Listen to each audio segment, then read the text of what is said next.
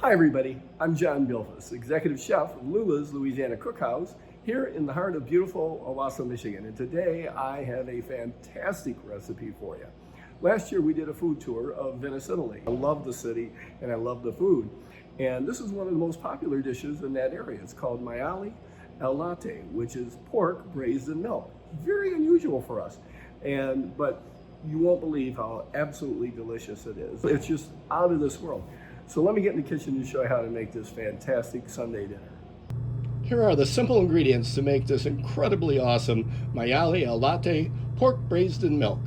You need equal parts of butter and olive oil to brown the pork in, about a cup of white wine, a half gallon of milk, salt and pepper, a sprig of rosemary and a sprig of sage, 3 garlic cloves, the zest of 1 or 2 lemons, and this is a 3.5 pound pork loin. First thing we're going to do here is tie the pork loin. I don't think this step is absolutely necessary. If you're in a hurry, if you don't have butcher's twine, just don't do this step. But I do think it helps it cook a lot more evenly. And first thing I'm going to do is show you just how to make a butcher's knot. So if you're tying your shoes, you take the string and you do this. If you're making a butcher knot, you go one more time around and pull it tight and go like this, and that knot won't slip. And then we just give it another tug. And there's a nicely tied pork roast. I'm going to salt this very liberally all over. I'm going to put it in the fridge and let it sit for at least a couple hours, preferably overnight. I've heated up the butter and olive oil in this big old Dutch oven. I'm going to sear this pork roast off on all sides, starting with the fat side down. I left this brown for a couple of minutes. I've just spun it over and we're going to get it brown on all sides. Make sure we get the sides of the sides. So now as we get to the end of the browning, we're going to go ahead and add our herbs,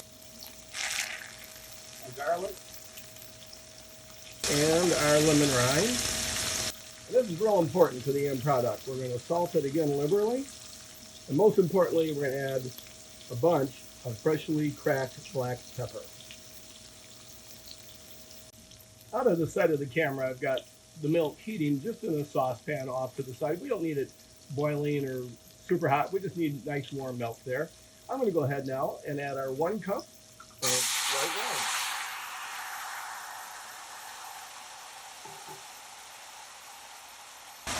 I want to reduce this red wine to almost a syrupy consistency before I add the milk.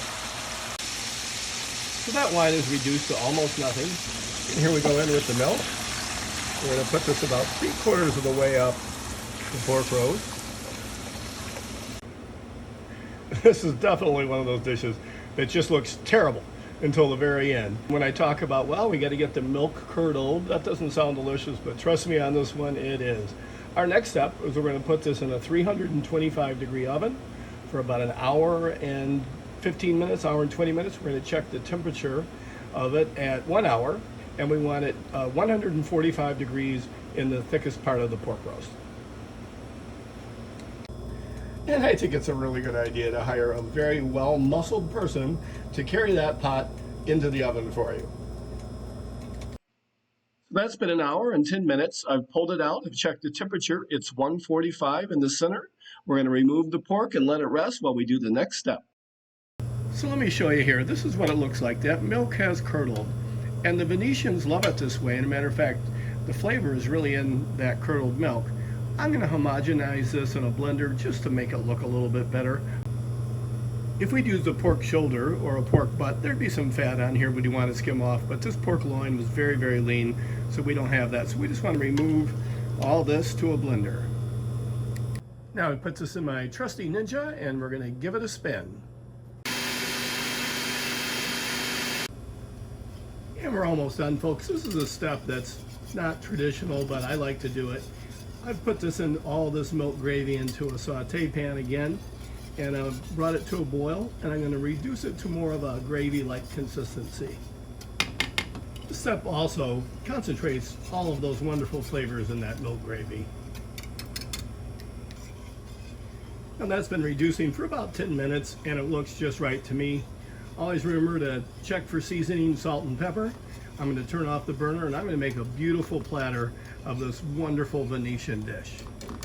Last year, thank goodness, before COVID hit, Morgan and I were fortunate enough to be able to take our daughter Allie and her dear friend Taylor to Italy for 2 weeks, and we had a ball. And the highlight for me was Venice, and I love Italy and everywhere we go there, but Venice is something very special, and I'm so excited to be able to share this dish from that beautiful city with you.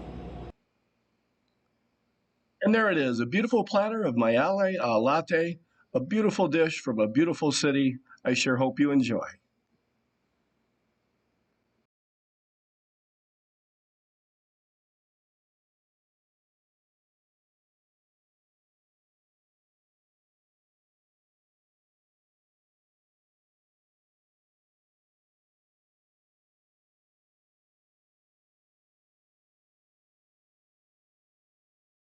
Well, there you go.